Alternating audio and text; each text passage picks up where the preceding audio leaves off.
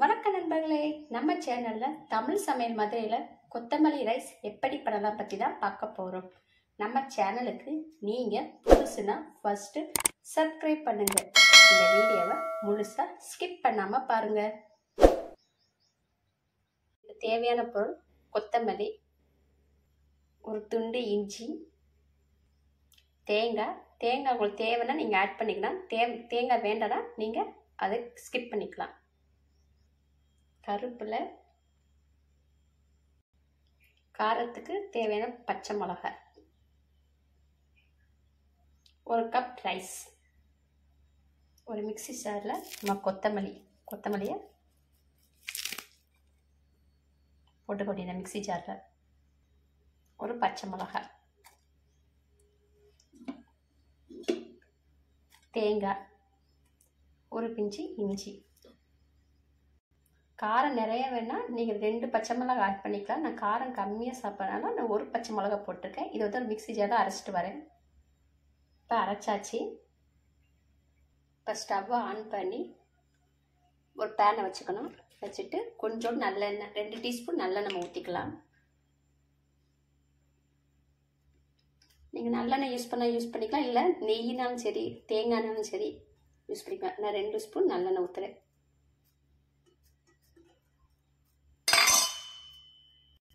அரை டீஸ்பூன் கடுகு உளுந்த பருப்பு போட்டு தாளிக்க வேண்டியதான். 1 டீஸ்பூன் கடலைப்பருப்பு, 1 டீஸ்பூன். அதை வந்து லைட்டாக வதக்கி விடுங்க. சிம்மில் வச்சு பண்ணுங்க. ஏன்னா கடலைப்பருப்பு வந்து உடனே கருக ஆரம்பிச்சிடும். நான் சிம்மில் வச்சு வதக்கி விடுங்க. இப்போ நல்ல வறுப்படட்டும், ப்ரௌன் கலர் ஆகட்டும். ஒரு கருப்பில் கொஞ்சோண்டு கருப்பில் அதை போட்டு லைட்டாக வதக்கிட்டாங்க. இப்போ நம்ம அரைச்சி வச்ச கொத்தமல்லியை போட்டு தாளிக்க வேண்டியது.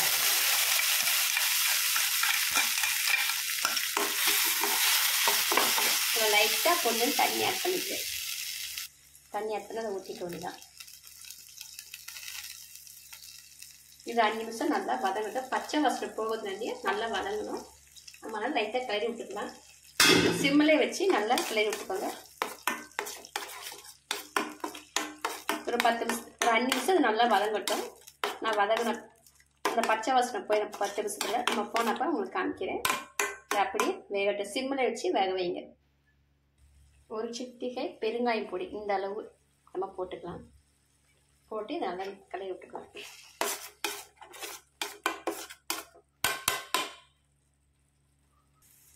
இப்போ 10 நிமிஷம் நல்லா வதக்கியாச்சு. பச்சை வாசனை உங்களுக்கு போயிடுச்சு.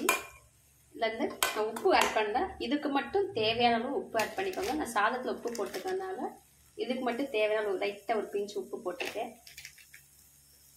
இல்லை நீங்கள் சாதத்தில் உப்பு போடணும்னா இதில் மொத்தமாக சேர்த்து நீங்கள் உப்பு போட்டு கிளறி விட்டுக்கலாம். இப்போ கிளறி விட்டு இப்போ நம்ம ரைஸை போட்ட வேண்டியதான். சரியா, இது வந்து நம்ம ஸ்கூல் குழந்தைங்களுக்கு நம்ம லஞ்ச் பாக்ஸாக கொடுக்கலாம். சூப்பராக இருக்கும். கொத்தமல்லி ரைஸ் வந்து குழந்தைங்களுக்கு லஞ்ச் பாக்ஸாக கொடுக்கலாம். இது வந்து நல்லா கிளறி விட்டுக்கலாம். கிளறி விட்டு நீ அடுப்பை ஆஃப் பண்ணிட வேண்டியதான். இது குழந்தைங்க நீங்கள் கொடுக்குற மாதிரி இருந்துச்சுன்னா தேங்காய் போட்டிங்கன்னா கொஞ்சோண்டு புளி சேர்த்துக்கோங்க, இல்லை எலுமிச்சை சேர்த்துக்கோங்க. சேர்த்திங்கன்னா கெட்டு போகாமல் மதியத்துக்கு நல்லா இருக்கும். இது வந்து நல்லா குழந்தைங்க விரும்பி சாப்பிடுவாங்க. கொத்தமல்லி சட்னி பிடிக்காதவங்களுக்கு கூட இந்த மாதிரி சாதத்தில் கிளறி கொடுத்தா குழந்தைங்க விரும்பி நல்லா சாப்பிடும். சுவையான கொத்தமல்லி ரைஸ் ரெடி. இதை நீங்கள் ட்ரை பண்ணி பாருங்கள். எனக்கு கமெண்ட் பண்ணுங்கள். இந்த வீடியோவை மறக்காமல் லைக் அண்டு ஷேர் பண்ணுங்கள்.